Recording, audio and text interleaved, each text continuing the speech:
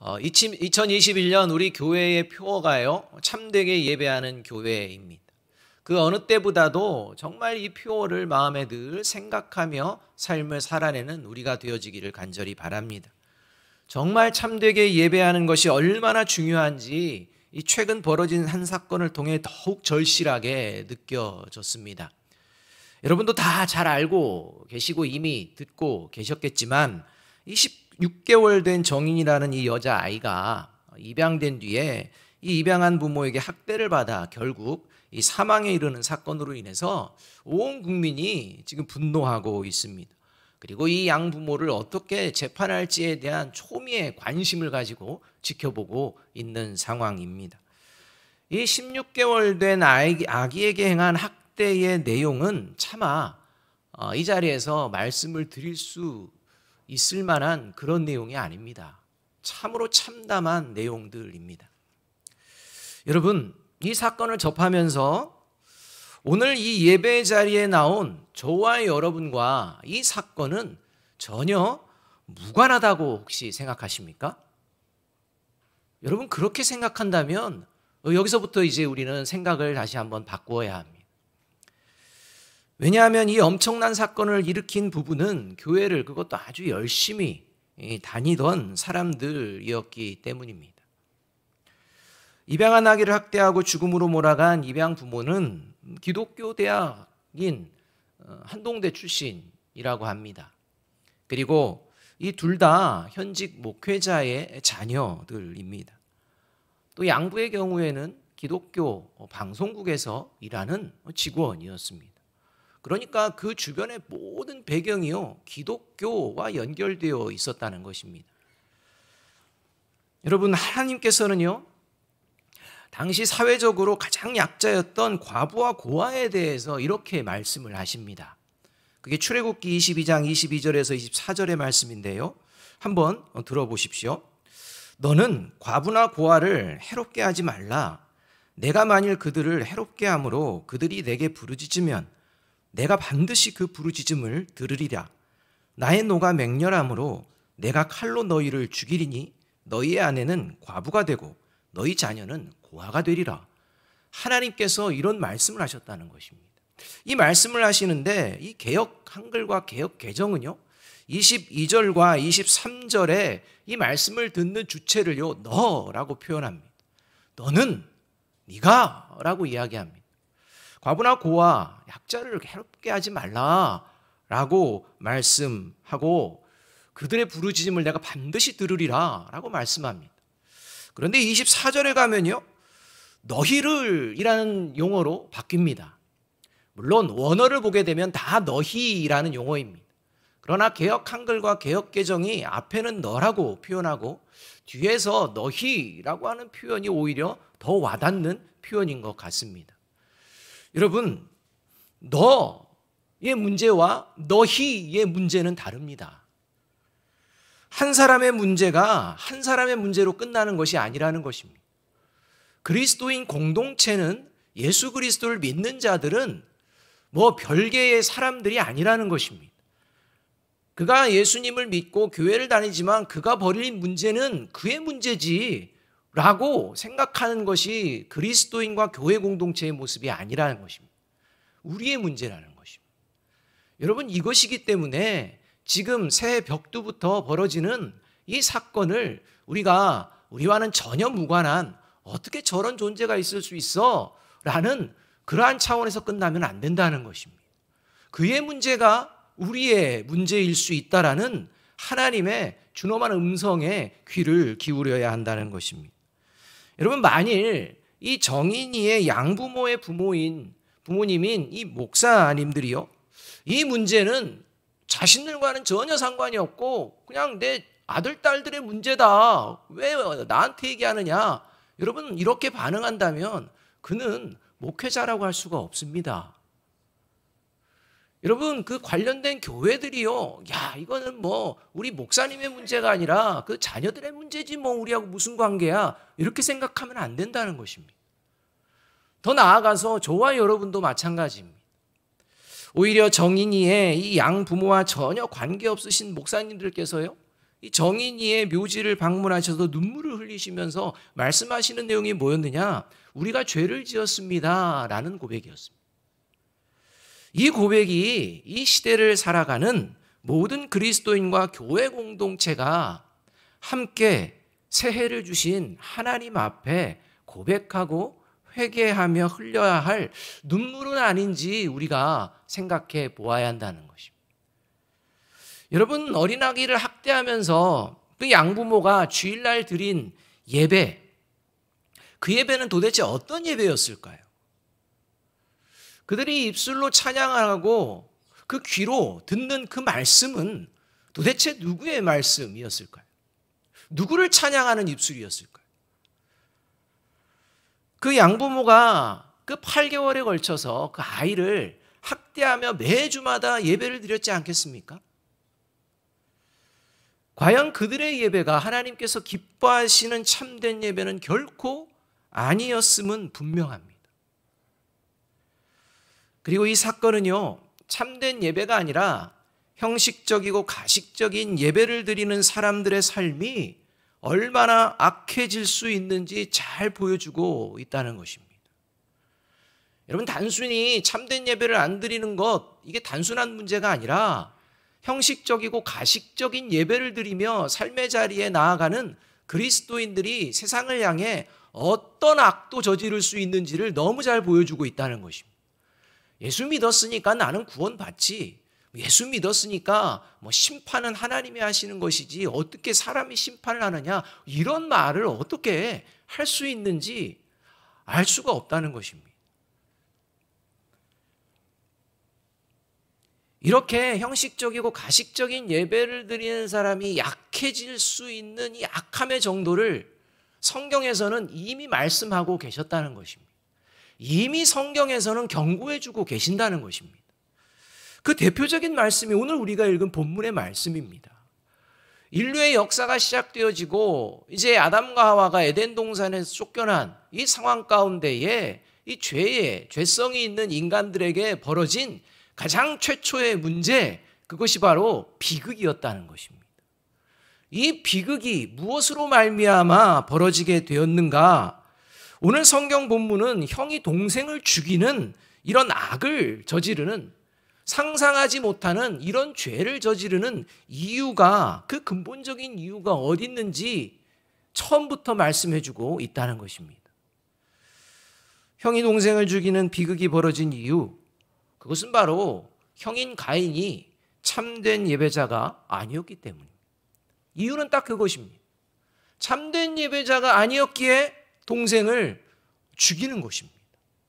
하나님을 몰랐느냐? 아니, 알았습니다. 그러니 제사를 드리죠. 형식적이고 가식적인 그 예배의 모습이 어디까지 가는지를 이미 성경은 3500년 전에 기록된 이 성경은 경고하고 계셨다는 것입니다. 여러분, 참된 예배를 드리는 그리스도인의 삶은요, 반드시 선을 행하는 삶을 살게 됩니다. 왜냐하면 하나님의 택하심을 받아서 새롭게 지음받은 그리스도인은 하나님의 자녀로서 내가 이제 세상 가운데에 어떤 삶을 살아야 하는지 하나님의 말씀을 통해 잘 알고 있기 때문입니다. 그래서 에베소서 2장 10절은 이렇게 말씀하고 있는 것입니다. 우리 함께 한번 읽어보겠습니다. 시작. 우리는 그가 만드신 바라 그리스도 예수 안에서 선한 일을 위하여 지으심을 받은 자니 이 일은 하나님이 전에 예비하사 우리로 그 가운데서 행하게 하려 하심이니라. 하나님께서 새롭게 지음받은 그리스도인들은요, 삶의 자리에서 선을 행하게 되어 있다는 것입니다. 선을 행하는 삶을 살아가게 되어 있다는 것입니다.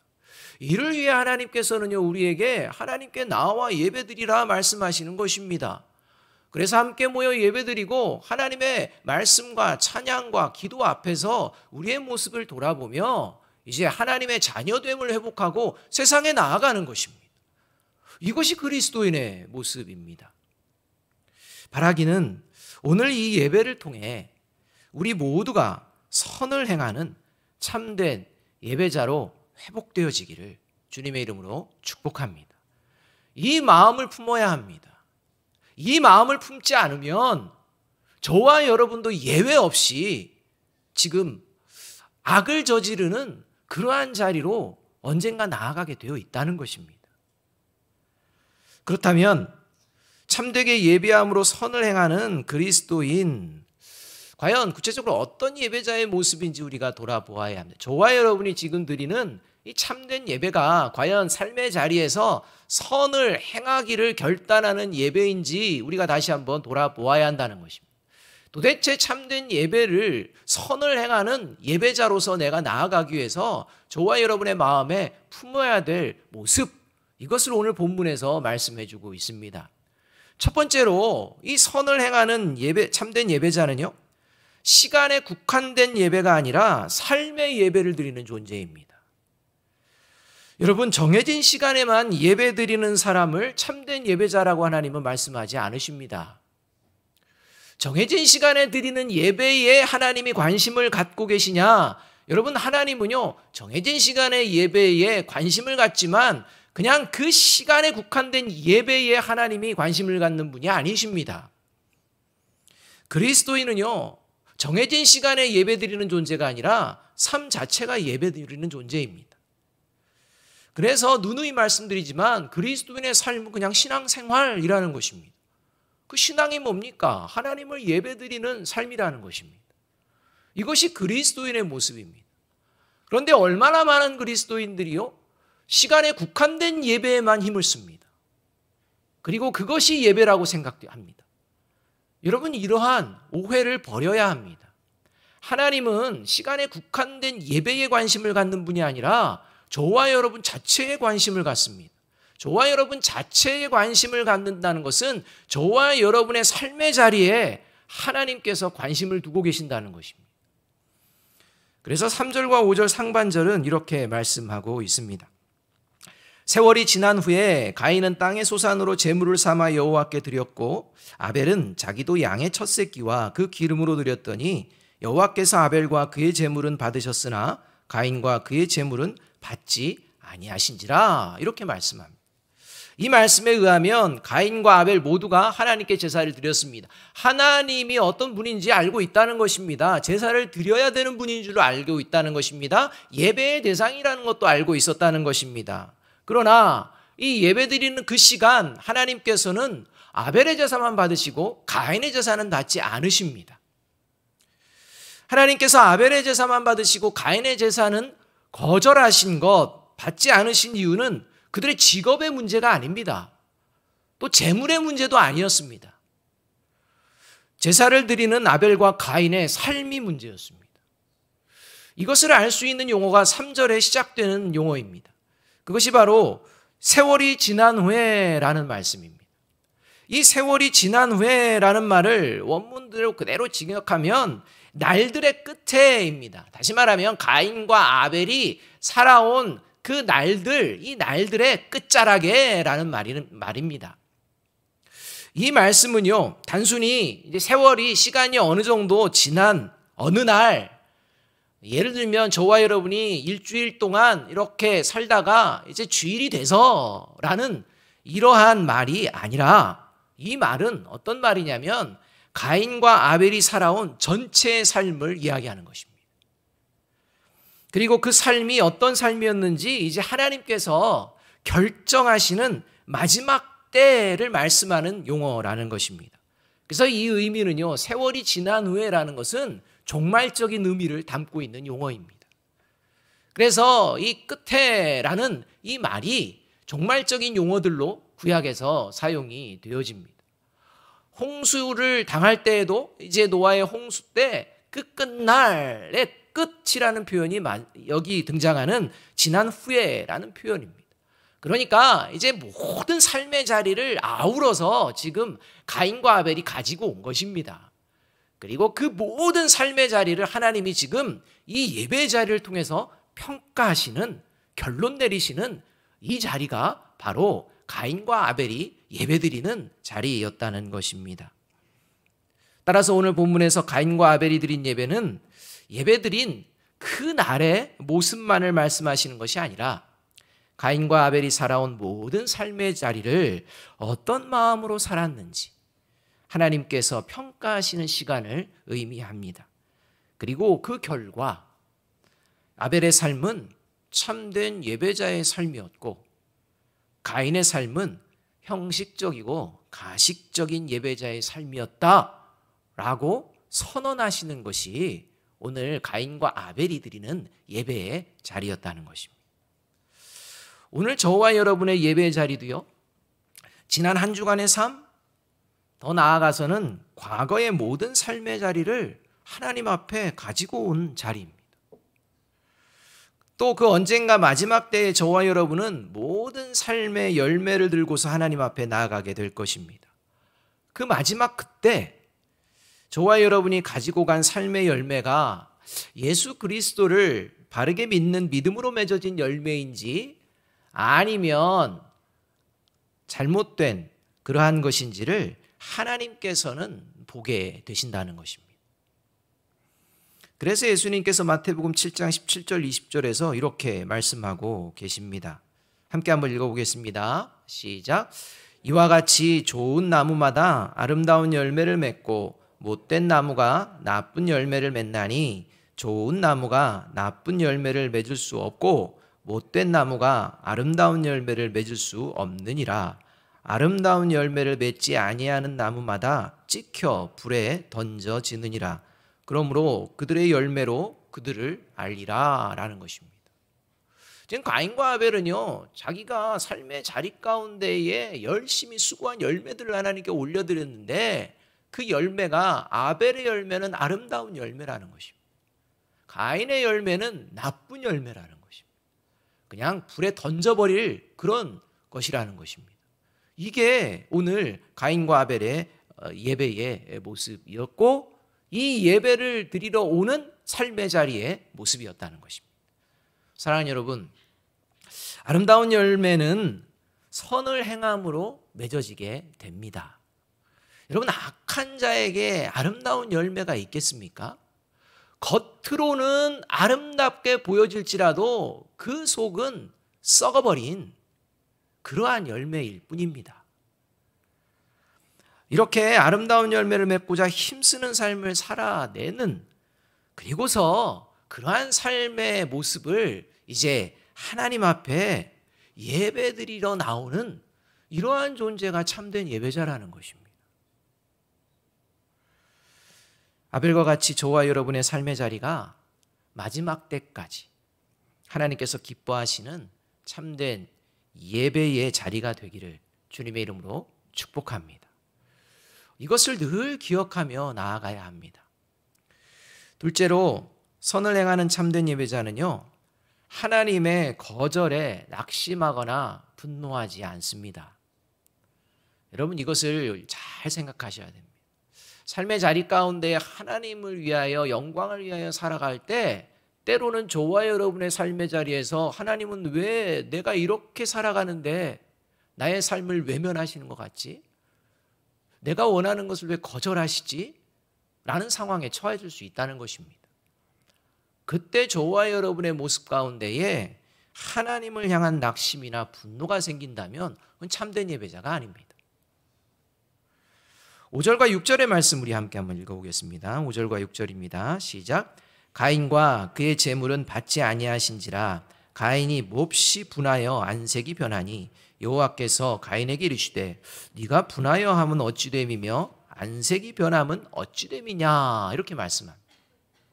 가인은요, 당연히 하나님께서 자신의 제사를 받으시리라 믿었던 것 같습니다. 당연히 받을 것이라고 생각을 했는데 하나님께서 가인의 제사를 받지 않으신 겁니다. 그래서 아마 이때 가인이 당황했을 것입니다. 이거 뭐지? 그런데 문제는 이 당황함에 그치는 것이 아니라 이제 하나님을 향해 분노한다는 것입니다. 이때 하나님께서 가인이 분노하는 이 분노의 동기가 너 잘못되었는데 한번 살펴봐 라고 말씀하고 있는 장면입니다. 여러분, 사실 누군가에게 거절당하는 거 좋아하는 사람은 없을 것입니다. 거절당하면 기분이 나쁩니다. 때로는요, 분노도 생길 수가 있습니다. 그런데 여러분, 저와 여러분이 인간관계 속에서도요, 누군가로부터 거절당할 때 참된 예배자들은요, 그저 내 안에 일어나는 그러한 분노, 이러한 것들을 표현해서는 안 됩니다. 무조건 참아야 된다, 그 말씀은 아닙니다. 분노가 생길 수도 있습니다. 그런데 예배를 드리는 그리스도인들은요, 누군가로부터 거절당할 때 내게 일어나는 분노가 과연 옳은 것인지 먼저 스스로 주의 깊게 살펴보아야 합니다. 자신의 모습은 살펴보지 않고 무조건 분노하고 거절당했다고 화를 내는 건 그건 그리스도인답지 못한 모습입니다. 왜냐하면 누군가에게 거절당할 때 낙심하거나 막 분노가 일어나는 이유는 어디에 있느냐? 그건 내가 옳고 상대방이 틀렸다고 생각하기 때문입니다. 내가 옳고 상대방이 틀렸다는 확신이 생기면요, 반드시 분노하게 되어 있습니다. 이것이 거절당할 때에 드러나는 모습이라는 것입니다. 지금 자신의 제사를 당연히 하나님께서 받으시리라 생각했지만 하나님께서 받지 않으심으로 가인은요, 당황하고 분노할 수 있습니다. 가인의 태도는 어떤 태도냐? 지금 하나님 틀렸다는 것입니다. 자신이 지금 옳다는 겁니다. 내 제사를 받는 것이 옳지, 하나님이 이렇게 거절하는 것은 하나님이 지금 틀렸다는 것입니다. 그런데 문제가 있습니다. 지금 가인이 분노하는 대상이 누구냐면 사람이 아니라 하나님이라는 겁니다. 여러분, 인간이요, 하나님을 향해 당신이 틀렸다라고 얘기하는 것, 그건 뭐냐면 내가 하나님보다 더 뛰어난 존재라는 것을 전제할 때 가능합니다. 그러니까 인생 가운데에 저와 여러분이 하나님을 향해 어떻게 이런 삶을 나에게 허락할 수 있습니까? 라고 하는 분노가 일어난다면 그 순간 저와 여러분은요, 하나님은 틀렸다라고 하나님을 지적하는 자들이라는 것입니다. 그 순간 저와 여러분은 하나님 위에 올라가는 것입니다.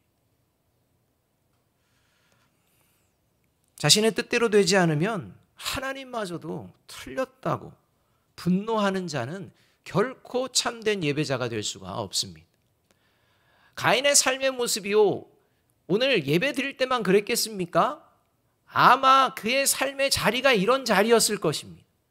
자기 마음에 안 들면 누가 됐든 분노하고 자기 생각만이 옳다고 생각하며 그렇게 살아가는 그런 삶의 모습이었다는 것입니다.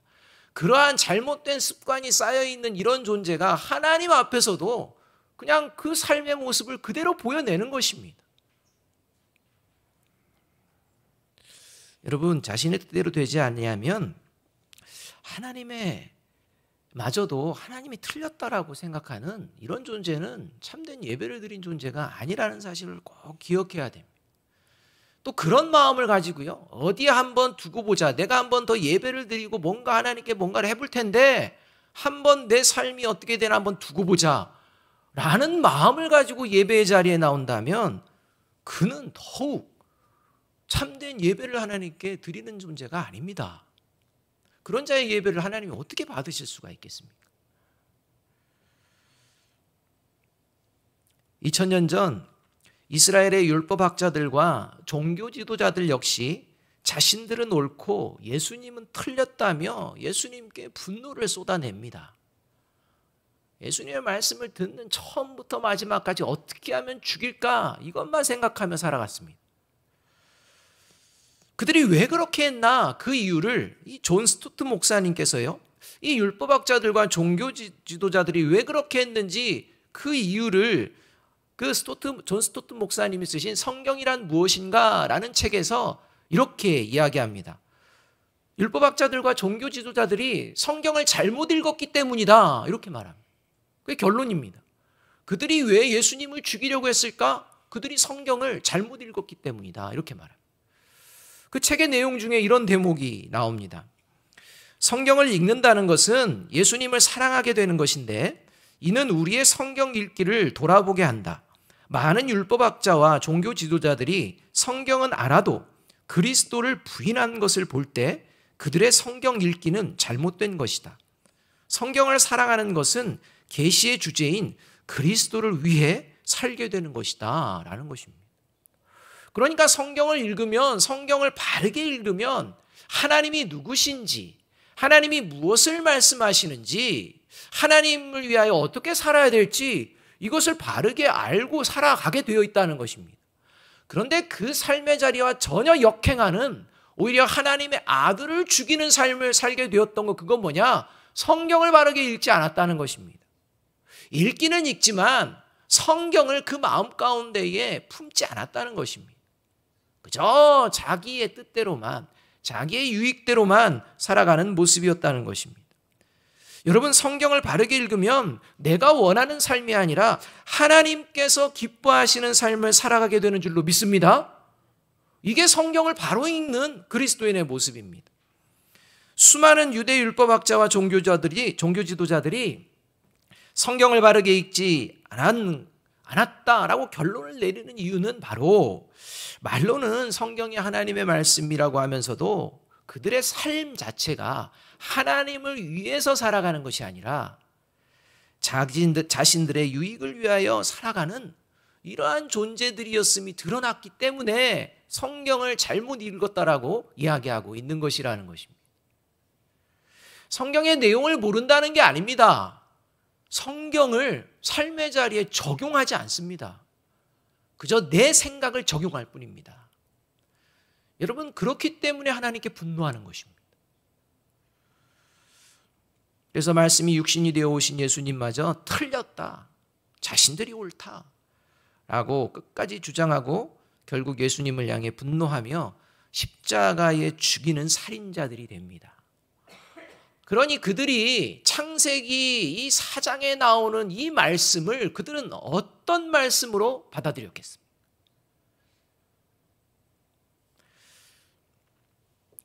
여러분, 어린 아이를 작대한 그 양부모가 이 하나님의 말씀 앞에서 바르게 들었더라면 그의 잘못된 행동을 돌이키지 않았을까요? 근데 안 듣습니다. 그리고 자기는 구원받았다는 것입니다. 따라서 여러분, 누군가에게 거절당할 때 그때야 비로소 참된 예배자가인지 아닌지가 좀 드러납니다. 왜냐하면 그리스도인은 거절당하는 순간에도 낙심하거나 분노하지 않는 이유를 분명히 알고 있기 때문입니다.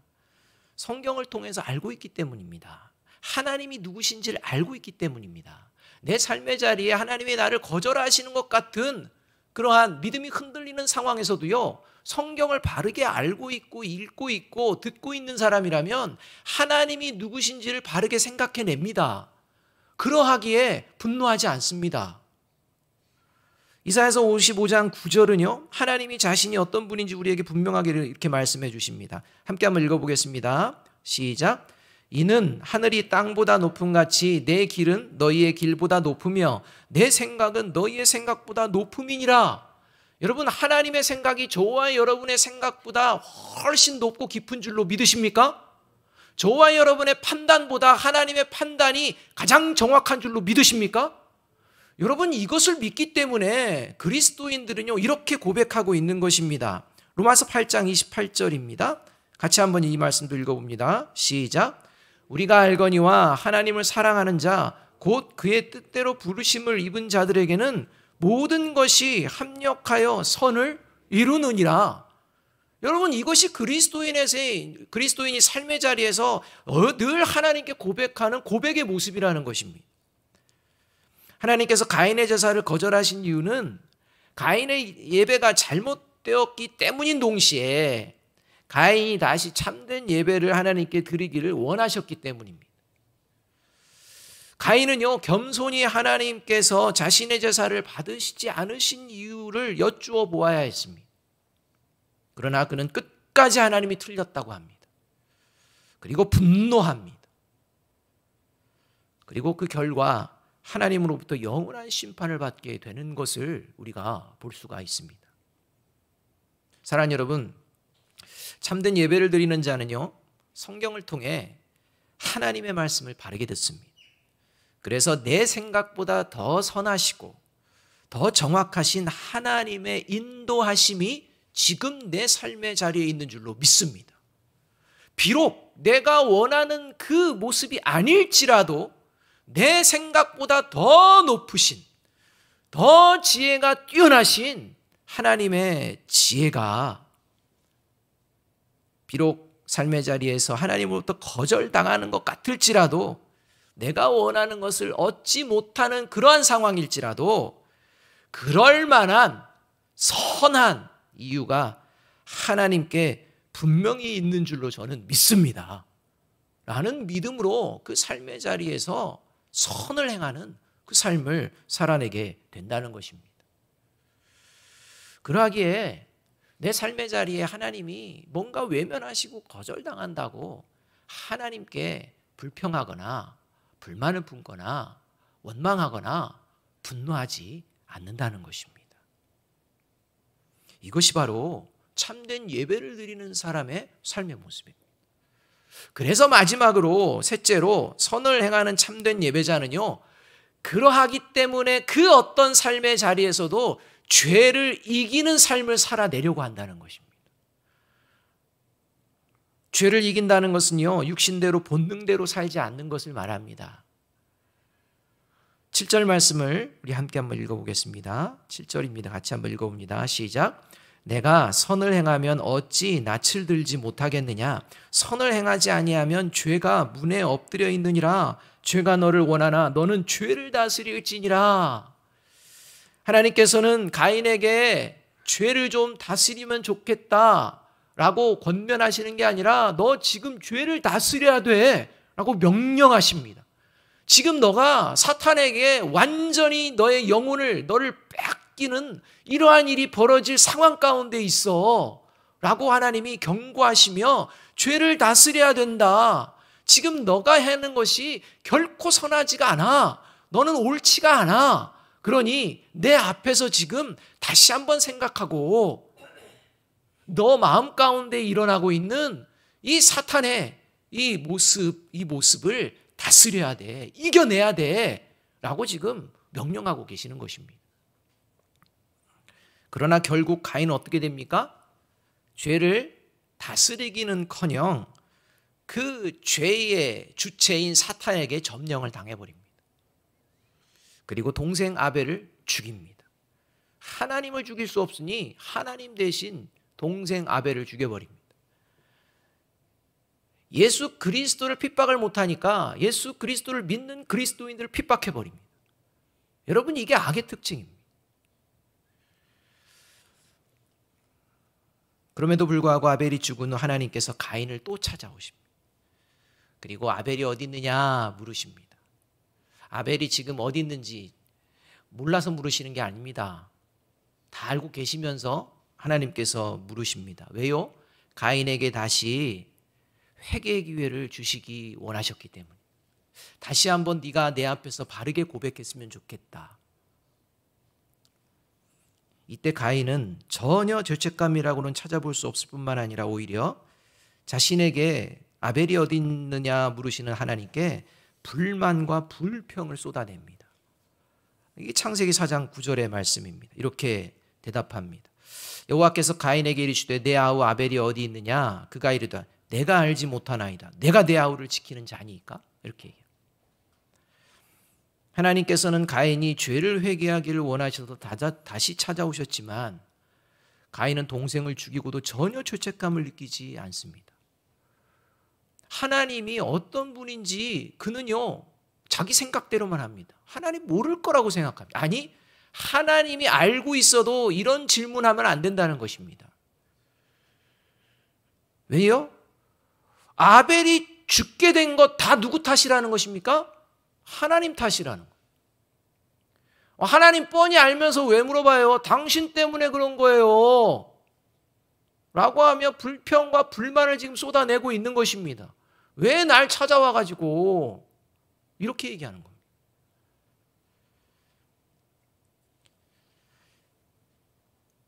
죄를 지어도 죄책감이 없습니다. 그저 삶의 자리에서 불만과 불평이 몸에 배어 있습니다. 언제나 어떤 문제를 보면 다른 사람 탓하는 모습, 이것이 바로 사탄에게 점령당한 사람의 모습입니다. 여러분, 새해를 시작하면서요, 저와 여러분이 죄를 지어도 죄책감이 없거나 그저 그냥 모든 일에 만사가 불평과 불만인, 그리고 어떤 일을 보면 그저 다른 사람들 탓이지 자기는 전혀 관계없다라고 이렇게 생각하는 사람은요, 참된 예배자가 아닙니다. 아니, 참된 예배자가 아닌 정도가 아니라 사탄에게 점령당한 사람이라는 것입니다.